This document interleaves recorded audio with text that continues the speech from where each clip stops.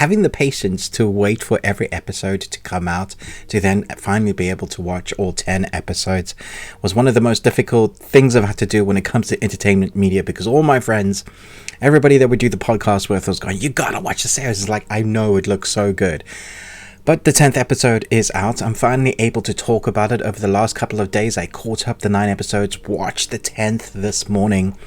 And so I'm going to be doing a review of the full season, non-spoiler. And then at the end of that review, I'm going to talk about episode 10 with spoilers, and then kind of do an ending explain, just talk about the ending. So there will be time codes if you just want to jump to those bits. Or if you're here for the review, want to hear me talk about the ins and outs of this incredible series, that's what you're here for. But also if you're just here for episode 10 with spoilers, I'll let you know there'll be big warnings. Be able to click away just in case you don't want to hear any spoilers. So let's jump in. When a mysterious European ship is found marooned in a nearby fishing village, Lord Yoshi Torananga discovers secrets that could tip scales of power and devastate his enemies. You've probably heard the saying, fish out of water. This is perfect for this series with our character John Blackthorne, who's played by Cosmo Jarvis. A pirate, not pirate, I'm not a pirate, he keeps saying throughout the series. We get to go on this journey with him as he discovers what this land is. Through a series of events, he finds himself in a position of somewhat power, but he is that fish out of water character that has to learn the language, learn the culture, the mannerisms, what's okay to say, what's not okay to say. He's basically a barbarian to everybody in this new land. He has machinations of his own. So the journey we go on with John Blackthorne is incredible, because we get to be that fish out of water. We get to experience all the things that he experiences for the first time. But what this series is really character studies, very real people in moments that are sometimes vast consequences to the political machinations of who's going to be controlling the land. We get to see how people work that with playing chess, or maybe shogi would be the correct term, playing mind games at a masterful level, and who can outwit their opponents, whether it's the political nature, battle nature, whatever you need to do to keep your power and gather more. That's what we get to see that goes on behind the scenes. And then in amongst that, we get to see the incredible landscape shown by the cinematography that is never not beautiful in this series. Every shot selection gives you an idea of what the culture was like.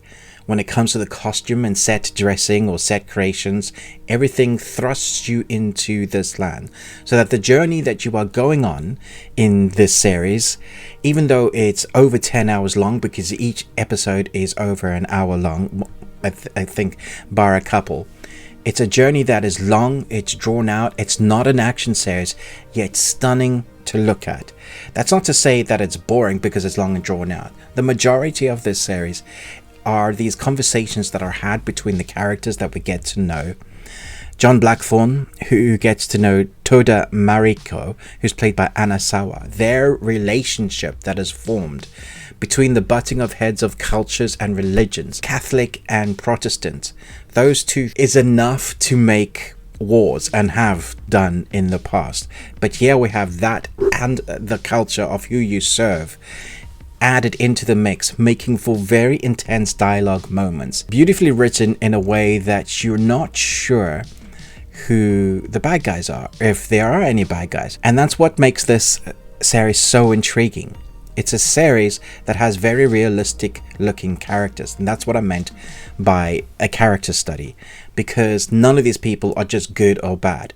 They are just people, meaning they have good and bad in them, and who they are in the moment is who you get to see, whether they're making good decisions for the wrong reasons or the wrong decisions for the right reasons. You get to see all of that really intricate life study in a set period of time when these two religions are trying to use the Japanese people, and we have one man that is trying to outwit them all, played by the incredible Hiroyuki Sanada. He is Yoshi Torananga, and his presence on screen, I guess I talk about presence of characters or actors in my reviews a lot, because for me, when an actor can make you forget who they are or the fact that they're an actor, that you just get transported to where they are and feel the emotion of what they're going through. But less is more. There's no overacting in this. Every single mannerism of how they carry their body, how you serve tea, all has meaning. You get to experience that. You may not understand all that meaning, and sometimes it is explained as they're doing it, but for the most part you can gather meaning for yourself of what that action, of how they move their body, of what they said or what they didn't say with their faces. Often you will get the look, the forlorn looks, or the look of unrequited love, the slight touch of a hand. All of that is beautifully acted by our characters, the relationships that are formed. I equate it, and I use the term of Game of Thrones loosely, because there's not like battle scenes like you would get in Game of Thrones, or it's not as violent, but that sort of epic nature. Every time you watch an episode, you feel like you're watching an event. With Game of Thrones, the early 2-3 seasons, that's what I felt like every week when I was going into this.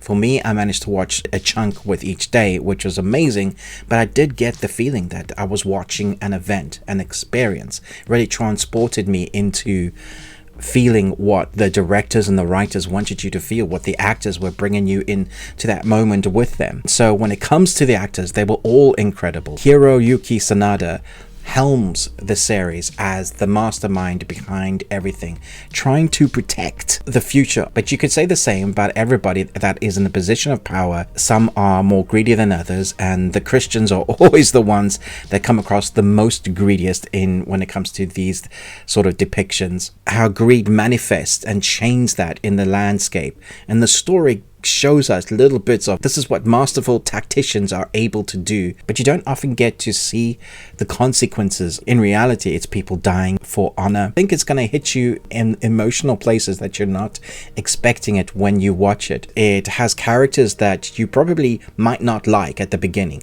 I certainly didn't like John Blackthorne at the beginning. He was a rude ruffian, proper pirate type guy that you could see he was just using everybody. But as the episodes go along, he's not really changing his character, but he's learning and growing as a person. You get to see the culture influence that character. So because he's that fish out of water character, we get to see him grow as a person, and the changes that other cultures and people can make in your life. Who you surround yourself with is probably who you're going to become. But this was such an epic journey and character study, so enjoyable in a very intense way at times, and brutal emotional gut punches at other times. It's probably going to go in one of my favorite series of all time. Now I have a few, but as a visual experience and story, a one and done, which is very rare for nowadays, I thought this was such a phenomenal job. From the acting, the cinematography, combined with the sets, with those actors authentically given as most as they can, I guess, with that score. It was such a transportation into a day in the life of, a few years in the life of, and I often over the 10-hour span forgot that I was watching, and I was just there with them, experienced it. So I'll give this 5 Nicolas Cages out of 5. You got one. So that's my review. Let me know what you thought about this series. Do you feel the same way as this? I know some people will find this a bit slow, but for once I felt the building of the characters, the conversations, all of that was perfectly done in a very authentic way that just felt earned. So let me know your thoughts down below. I'm going to go and talk about episode 10 now with a few spoilers. This is the place you can run away. So episode 10 is called A Dream of a Dream. It's just over an hour long. After a tragic death, Blackthorne considers the true nature of Toranaga's plan. I think I was slightly disappointed with the 10th episode because we didn't get the big battle scene. If I think carefully, this series has never been about the big battles. It's always been about the characters and what they're preparing to go for, who's going to get that power. As soon as I figured out that they were not going to have the battle, I was fine. I put that out of my head. But we can glean a few things of what has happened to the characters at the end of this because of the way it starts. We get to see Blackthorne as an old guy with kids, and it does look like he did get to go home in London, even though Toranaga said, I think he will never leave Japan. So maybe he stayed. It sure did look like he had gone to London, especially with his kids' accents. But this episode is obviously the culmination of all our characters' journeys. We get to see a few end. Tanada Mariko died previously right in front of that door with an explosion, and it was brutal. But seeing how much John Blackthorne cared, the emotionality with his screaming at the end of episode 9 to how that has shaped his mind and character in episode 10, I think is the culmination of the journey that he's been going on. How he interacts now, mostly speaking the language, I would say 70% there, and then having this final conversation with Toranaga, him willing to kill himself for the protection of his village, has shown a huge growth in this character, and it was always the test of Toranaga to seeing the man he would become. And he himself, I think we can glean that he really does like the character, even though he says, I kept him around basically because he made me laugh. It wasn't like laughing at him, but the way he is as a person, the differences in the culture, what he brings with his mindset, I do believe he really liked that character, or we can have that understanding, because if he didn't and he was just a barbarian, he would have actually just,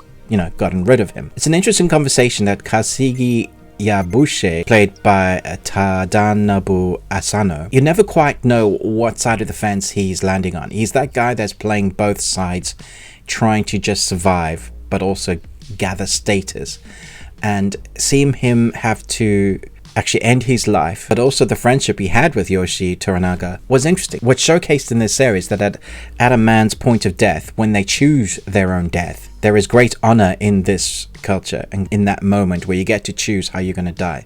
And then the last words they speak is what we get to be a part of in the show. And so you get to see the truth come out. And that conversation is something that gives us an understanding of who Toranaga actually is, and the whole reason why the show was called Shogun. He was always planning to become Shogun. So does that mean that he was never trying to protect the young heir, or that as soon as he's won the battle he will kill the heir and become Shogun? It's an interesting conversation in my mind that I was having with myself, because I was always rooting for Toranaga, even though sometimes the way he maneuvers his people, watches the wind, sometimes at the death or the suffering of others. People in power have always had that issue, that it is quite lonely at the top. It was a wonderful moment to see Blackthorne pulling his ship out of the water with his village, with his people, then seeing the husband of his ex-lover actually come and help him, again showing growth, the sadness of what they've gone through together. Wonderful moment. Kind of wanted more of them just living in the village,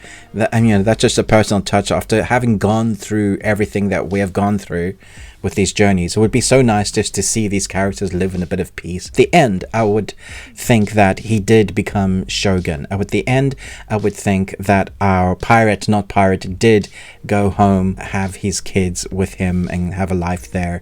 He grew old, he survived. Tommy Bustow plays Father Martin Alvito, and I think he's the one sort of good Christian that's actually trying to help people. He's the guy that taught Mariko how to speak Portuguese, English, and I did wonder whether we're meant to hate his character or love his character, and I think that's on purpose. There's no growth in this character really, but we see him always fighting against the wind and trying to look after Mariko, and in the end do the honorable thing and actually save our main character, well, one of our main protagonists, Blackthorne. It was an interesting ride to see how they showed the Christian side or the religious side. I think probably very accurate for the time. So all in all, I think as an end, it wasn't the big action scene that some might expect for episode 10, but it definitely was what I expected for having those final conversations, final truth coming out, the plans, the Shogun, what Blackthorne's going to do, how the death of Mariko affected him, how much he actually did love her, but they're both from a different life. Let me know your thoughts about that in the comments below. What was your favorite character in this series? What did you think about episode 10? Thanks so much for watching, but most of all, until next time, remember, live long and Tuesday.